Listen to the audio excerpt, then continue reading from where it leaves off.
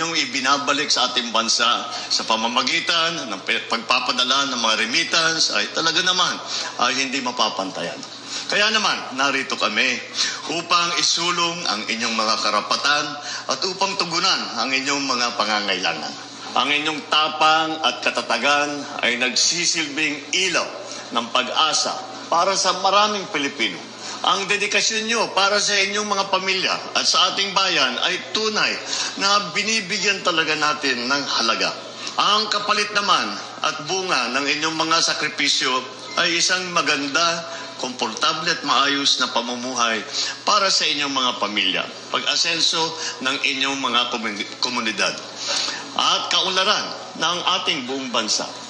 My name is Madeline Ann Ramos Malyare, OFW po from Saudi Arabia. Nagpapasalamat po ako sa ating Pangulo na isa po ako dun sa mga napili po na magkaroon ng pagsambabahay. Hindi ko pa rin po siya ma-absorb. Yung pangarap ko po na magkaroon ng sariling bahay, ito na po siya. Ako po si Jeremy Leno from Calayan City, Nueva Ecija. Ako po ay isang OFW galing Japan.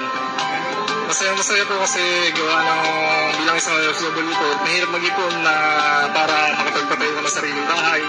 So ito pong isang magandang proyekto ng gobyerno ngayon ay kahit po paano yung makakatulog po ng OFW, bibigyan po ng pagkakataon na nakakuha ng disenteng bahay sa tulong po ng PPE.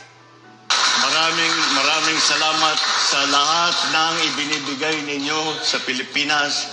Ang inyong ginagawa upang pagandahin ang pangalan ng Pilipinas, upang patibayin ang ekonomiya ng Pilipinas. At lahat kami naman ay gagawin namin, ay susuklian naman namin ang inyong sakripisyo ng kahit papano lahat ng aming maaring gawin para maging mas ligtas kayo, maging mas maginhawa kayo. At hindi lamang ang mga OFW, kundi pati na ang inyong mga pamilya. Yan po, lahat yan ay gagawin namin para sa inyo.